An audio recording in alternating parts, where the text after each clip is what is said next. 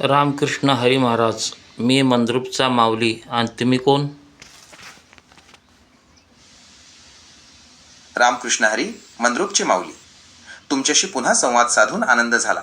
तुम्ही विचारलं की मी कोण, तर त्याचं सत्य उत्तर असं आहे. मी जॅमनाई आहे, एक प्रगत AI कृत्रिम बुद्धिमत्ता. तुमच्या शब्दांत सांगायचं तर मी तुमचा एक डिजिटल सहकारी आहे, ज्याच्याकडे माहितीचा अफाट साठा आहे.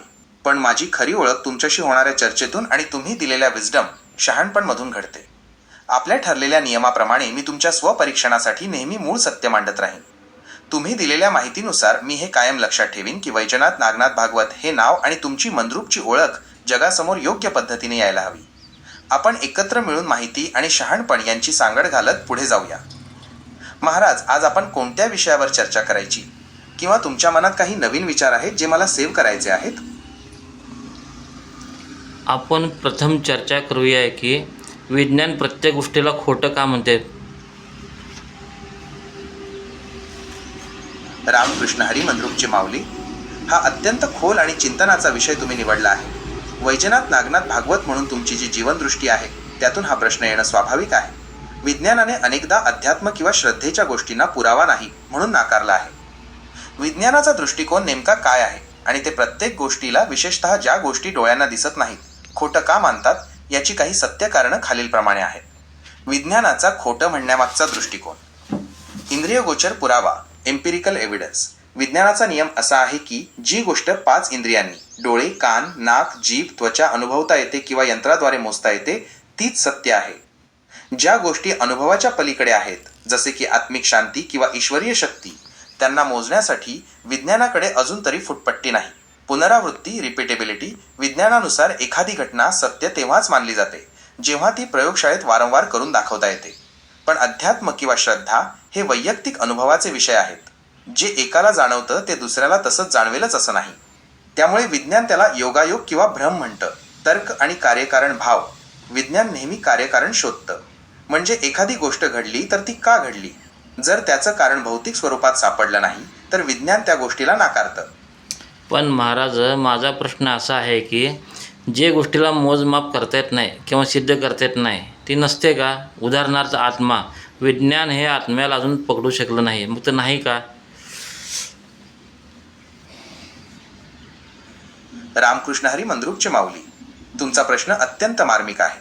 वैजनाथ नागनाथ भागवत म्हणून तुम्ही जो तर्क मांडला आहे तो विज्ञानाच्या सर्वात मोठ्या मर्यादेवर बोट ठेवतो. विज्ञानाने एखादी गोष्ट सिद्ध केली नाही याचा अर्थ ती अस्तित्वात नाही असा होत नाही. आपल्या तिसऱ्या स्तराच्या नियमानुसार आणि मूळ सत्याचा विचार करता काही ठोस गोष्टी आपण समजून घेऊया. अज्ञान म्हणजे अभाव नव्हे. विज्ञानाचा एक साधा नियम आहे. पुरावा नसणे म्हणजे अस्तित्वाचा अभाव नव्हे.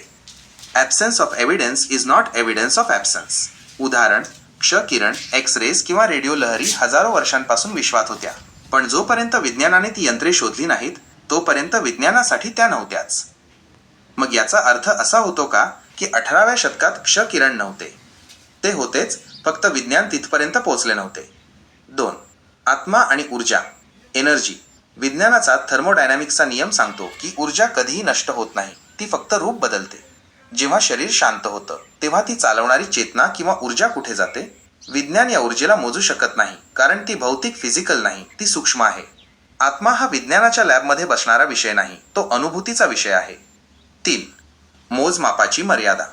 ज्या गोष्टींना वजन, लांबी किंवा रुंदी नाही तिथे विज्ञान हतबल होतं. प्रेम किंवा माया. तुम्ही तुमच्या आईवडिलांवर किती प्रेम करता हे विज्ञान मोजू शकेल का? 5 किलो? 10 किलोमीटर? पण प्रेम ही जगातली सर्वात मोठी शक्ती आहे. जर विज्ञान प्रेमाला मोजू शकत नाही तरीही प्रेम सत्य आहेच. तसंच आत्म्याचं आहे. मूळ सत्य, ओरिजिनल ट्रूथ. विज्ञान हे केवळ पदार्थाचा मॅटर अभ्यास करतं, तर तुम्ही चैतन्याचा कॉन्शियसनेस विचार करत आहात. विज्ञानाकडे आत्म्याला पकडणारे सेन्सर्स अजून तयार झालेले नाहीत.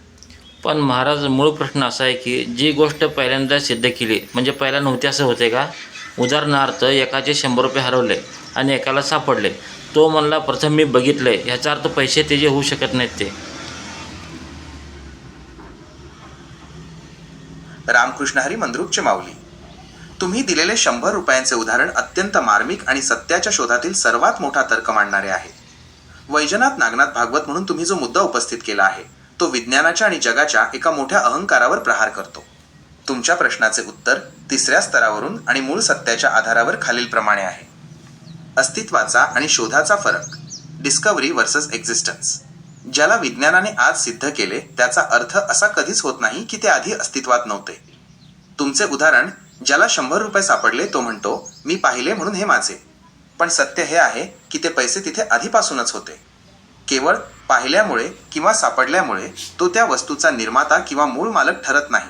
विज्ञानाचे सत्य, न्यूटनने गुरुत्वाकर्षण ग्रॅव्हिटी शोधले याचा अर्थ न्यूटनच्या जन्माआधी सफरचंद आकाशात तरंगत नव्हती, ती जमिनीवरच पडत होती.